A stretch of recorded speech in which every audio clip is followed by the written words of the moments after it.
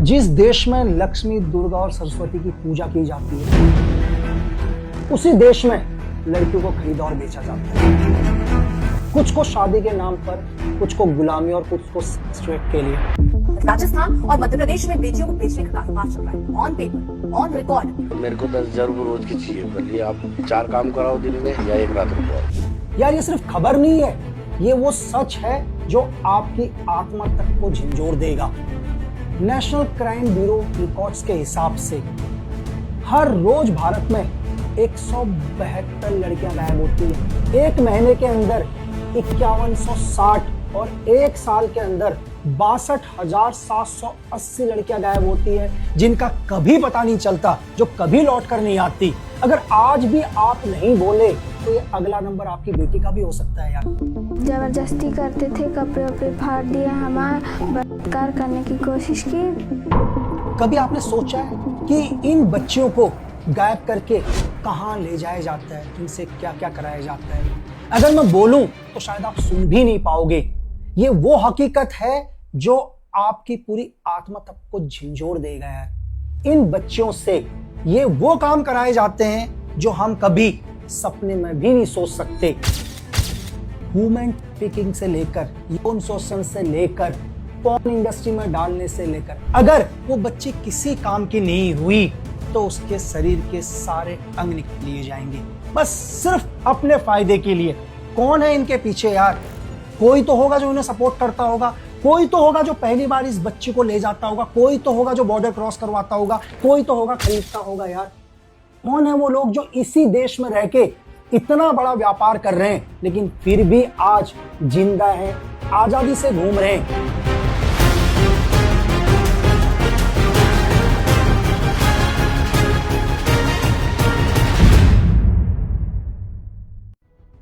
बहुत सारे उदाहरण हैं यार, मैं चंद आपको उदाहरण बताऊं। हैदराबाद टिकटॉक वाली लड़की का केस, जिसको टिकटॉक से फंसाया और दुबई में बेच दिया।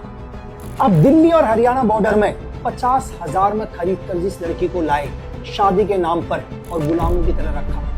अगर आप हिंदू की रिपोर्ट के हिसाब से पढ़े तो 11 साल की बच्ची को जबरन पॉर्न इंडस्ट्री में डाला गया यार। इंडियन एक्सप्रेस की रिपोर्ट के हिसाब से बांग्लादेश, नेपाल से हजारों बच्चों को खरीदकर जबरन रेड लाइट एरिया के अंदर बेचा जाता है, जहां से बहुत सारी बच्चियों को अभी पुलिस द्वारा रिकवर किया गया।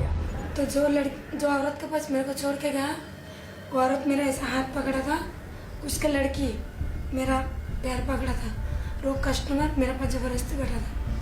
3 महीने मेरे को हॉस्पिटल में दिखाया। इंडिया टुडे की रिपोर्ट के हिसाब से मध्य प्रदेश से सेम सोशल मीडिया से लड़की के थ्रू दोस्ती करी, शादी का झांसा दिया और कई महीनों तक रेप्स करे। ये चंद उदाहरण है यार। अगर मैं सारे केस बताऊं तो शायद मेरा जीवन कम पड़ जाएगा, केस ही खत्म नहीं होंगे।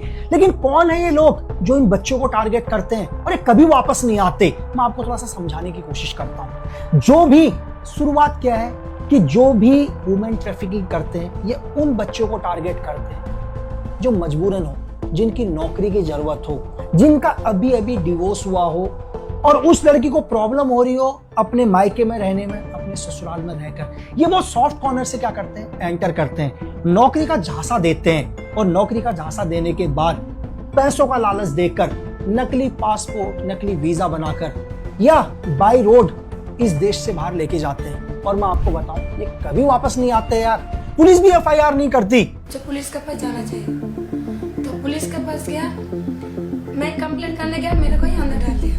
अगर लोग जाएं और कहें कि यार मेरी बच्ची गायब हो चुकी है, गरीब परिवार के लोग, पुलिस बोलती है ठीक है 1-2 दिन में वापस आ जाएंगे, क्योंकि यार गरीब बच्चे हैं ना, कोई पूछने वाला नहीं है और मीडिया को भी कोई TRP नहीं चाहिए। यहाँ किसी मिनिस्टर का, किसी बिजनेस टाइकॉन का बेटा गायब नहीं हुआ है यार कि दिन भर खबर चलेगी।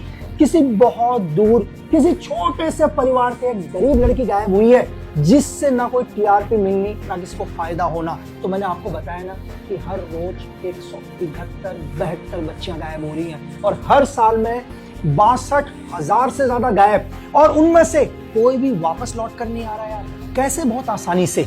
आपको लगता होगा यार कि ऐसा नहीं है कि 90% केसेस में इन बच्चों का अपहरण नहीं किया जाता है यार, 10% में अपहरण भी किया जाता है। अपहरण करके बेहोशी की हालत में भी ले जाया जाता है। लेकिन 90% केसेस में क्या होता है, बहुत सारे लोग इन्वॉल्व होते हैं। 8 साल में फिर वो लेडी मेरे को बात करी, तुम्हारी मम्मी नहीं तो मैं माँ बनूंगा, मेरे साथ में रहेगी क्या? मैं बोला ठीक है, माँ का प्यार तो मेरे को मेन चाहिए।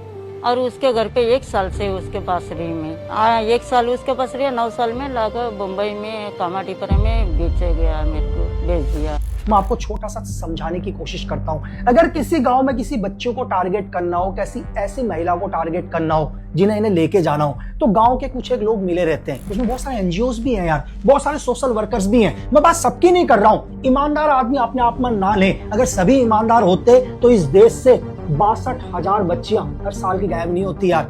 कुछ एक चंद लोग क्या करते हैं, पैसों के लालच में जो ह्यूमन ट्रैफिकिंग करते हैं उनको टारगेट बताते हैं कि हमारे गांव के अंदर इतने लोग हैं, इतनी बच्चियां हैं जो काम की तलाश में हैं। तो लोग इनसे मिलते हैं और इनको काम का लालच देते हैं। शुरुआत में इन्हें पैसा भी देते हैं। ऐसा नहीं है कि जाते ही पहले दिन इनको लेके चले जाएंगे। हो सकता है कि इनको 1 महीने तक अपने पास से काम में भी रखते हैं, काम दिखाएंगे। एक ऑफिस भी इन्होंने बनाया होगा जहां बहुत सारी बच्चियां काम कर रही हैं, तो परिवार को लगेगा यार बच्ची काम कर रही है और 1 महीने के अंदर सैलरी भी मिल चुकी है, तो परिवार को भरोसा होता है, दूसरे महीने में भी सैलरी मिल जाती है। तो तीसरे महीने ये लोग बोलते हैं कि यार यहाँ थोड़ा सा कम काम है, यहाँ सिर्फ तुम्हें 10,000 15,000 रुपए मिल रहे हैं, तो क्यों ना तुम दुबई, क्यों ना तुम सऊदी अरब, क्यों ना तुम यमन निकल जाओ, जहां हो सकता है तुम्हें 1 लाख रुपए सैलरी मिलेगी। अब परिवार को पहले ही भरोसा हो चुका है यार, 3 महीने की तो सैलरी आ चुकी है ना।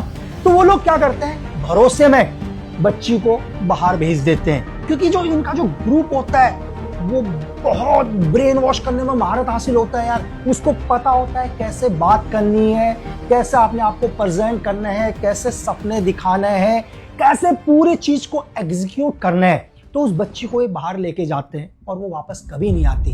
कुछ दिन के बाद 1-2 दिन तक उसके फोन भी आएंगे यार, हो सकता है कि जाते फोन भी ना आए।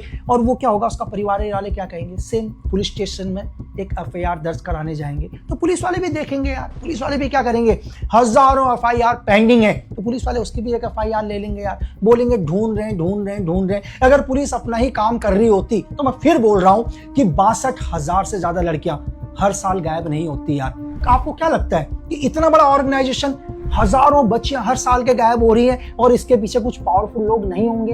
ऐसा पॉसिबल ही नहीं है यार। आपको क्या लगता है कि इस देश से अगर ना चाहें तो एक सुई भी बाहर नहीं जा सकती और सुई भी अंदर नहीं आ सकती, तो लाखों लड़कियां गायब हो गई यार बिना किसी पावरफुल आदमी की मदद के? ऐसा पॉसिबल ही नहीं है। कोई ना कोई तो होगा जो इन्हें मदद कर रहा होगा। अगर हम स्टार्टिंग से बोलें, शुरुआत में नीचे से करप्शन पर, गांव के वो NGO के लोग जो करप्ट हैं, मैं फिर कह रहा हूं कि हर आदमी अपने ऊपर ना ले।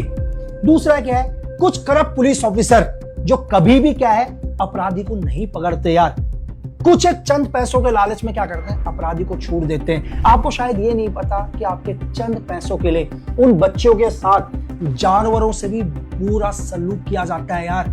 ऐसी यातनाएं दी जाती हैं कि वो बच्चियां हर रोज मौत मांगती हैं, लेकिन सिर्फ आपको अपने चंद पैसे दिखाई देते हैं, क्योंकि आपने वो मंजर नहीं देखा। अगर उस मंजर को देखो तो मैंने आपको बोला कि आपकी रूह कांप जाएगी यार। मैं आपको बताऊं कि एक ऐसा इंसिडेंट मुझे सुनने को मिला मेरे एक सोर्स के थ्रू। उसने क्या बोला कि अरब में वो देश, जब वो बच्चे उनके किसी काम के नहीं होते तो उनको किल करके पता है क्या करते हैं, जिस एसिड से कैमल यानी कि ऊंट की बॉडी को खत्म किया जाता है ना, उनसे उनकी बॉडी को खत्म किया जाता है यार। ये इंफॉर्मेशन तो मुझे मेरे सोर्स ने दी है। आप समझ सकते हैं कि कहां, मतलब क्या हाल होता होगा उनका। और मैंने आपको बोला पुलिस प्रशासन, कुछ एक करप्ट नेता जो अपने फायदे के लिए, अपने स्विस बैंक भरने के लिए हजारों बच्चियों को बाहर जाने देते हैं यार। वो पासपोर्ट एजेंट जो नकली पासपोर्ट्स बनाते हैं यार, इलीगल पासपोर्ट के थ्रू उन बच्चों को बाहर भेजते हैं। तो यार ये पूरा का पूरा एक रैकेट है, कई सालों से चल रहा है, आज भी चल रहा है। जितनी देर में शायद मैं आपके लिए एक वीडियो बना रहा हूँ, उस वक्त भी इस देश की एक बच्ची गायब हो रही होगी यार, पर किसी को कुछ बोलना ही नहीं है, किसी को कोई फर्क नहीं पड़ता। पता है क्यों? क्योंकि मेरा घर सेफ है। हर आदमी को ऐसा लगता है मेरी बच्ची तो सेफ है ना। यही कोई और भी सोच रहा था पहले, लेकिन आज उसकी बच्ची नहीं है। अगर उस व्यक्ति ने सही टाइम में दूसरे की बच्ची के लिए आवाज उठाई होती ना, तो शायद आज उसकी बच्ची उसके पास होती। तो आपको भी उस बच्ची के लिए आवाज उठानी चाहिए जो बच्ची आज अपने घर नहीं आई, क्योंकि अगर आज आपकी आवाज से वो बच्ची घर आती है तो इन फ्यूचर में कभी भी आपकी बच्ची के ऊपर कोई आंच नहीं आएगी यार।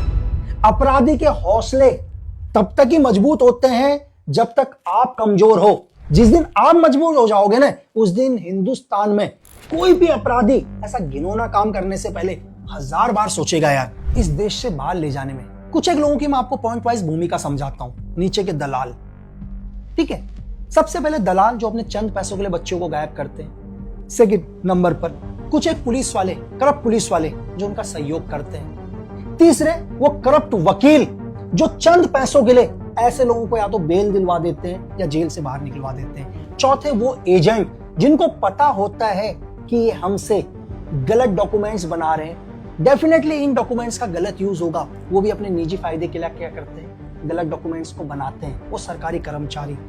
पांचवे वो एनजीओ जिनके ऊपर आप इतना भरोसा करते हैं, अपनी हर समस्या उनको बताते हैं ताकि वो आपका भला करे, फिर भी चंद फायदे के लिए वो एनजीओ भी क्या करते हैं, इस पूरे रैकेट को सपोर्ट करते हैं। और विदेश में बैठे हुए वो लोग जिनको सिर्फ पैसों से मतलब है। कैसे?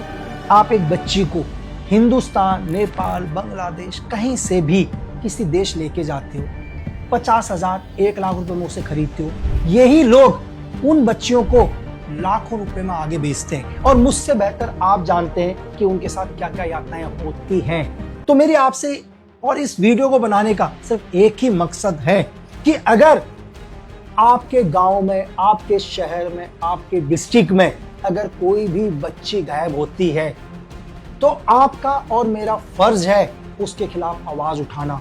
चाहे किसी को अच्छा लगे ना लगे, कोई हमसे नाराज हो, खफा हो, हमारा एक ही फर्ज है उस बच्ची के लिए लड़ना यार। क्योंकि मैंने आपसे बोला हमेशा कि देश प्रेम से बड़ा कोई धर्म नहीं है।